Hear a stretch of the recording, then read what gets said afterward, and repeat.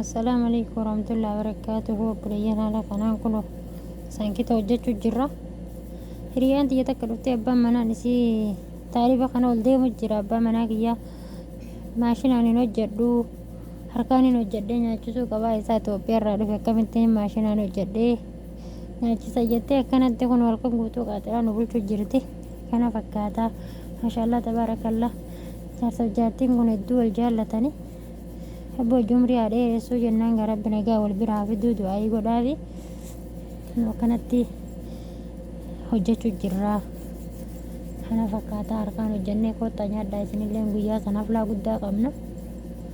Hordoftoonni keenya akkanatti godhadhaa.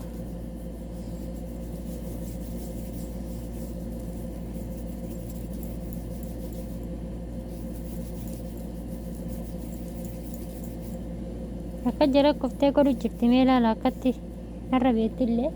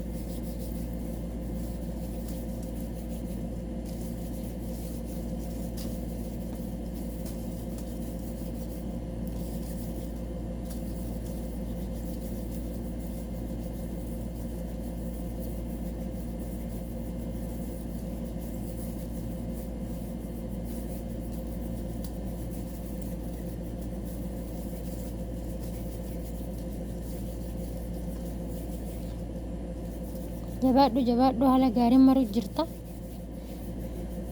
maashaallah tabaarakallaa amma dubbadhu meetillee والله سانكيت الأوتش الجرة سانكيت بركارة maal barachuu jirta mina barsiisuu jirta سانكيت نكا كون سانكيت نجنا كنا فكاتا جرة كنا بروح جرة كنا جروان فاتة سانكيت كنا اللي فاتو إيه نجنة تي يا سانكيت كانة إسمه اللي يا ربي إستني كمان نشوف كيسني لولو إما نتنا بشير إن شاء الله الدنيا نول ما نجنا وان كرتاته فا hordoftoonni Ajara Show subscribe like share godhaa isiniin jechuu jirra شير قرالو jajjabeessaa maatii nu tayaa ilmaan oromoo kummaa akka garaa walit jabaataa subscribe like share kana isinuma kadhannaa namni hundinuu isinuma kadhataa garuu oromoon tun hedduudha jedhanii heddummina isii kana waan agarre ni koota fagaatinaa koota jajjabeessaa maatii nu tayaa kunoo nyaata aadaa oromoo keessaa tokko kuni akkasitti bakka نادي baadhaa بيتنا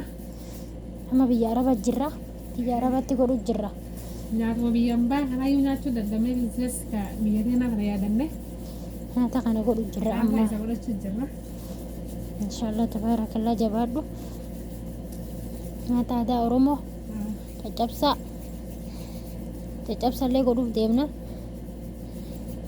waa hedduu hojjechuu deemnaa.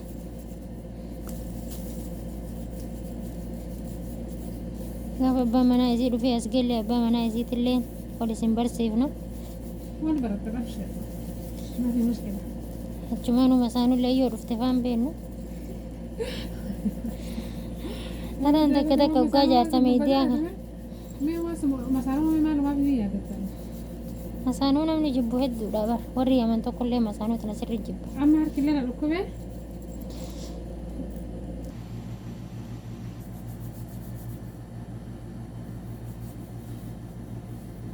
Anaan harka badee jira.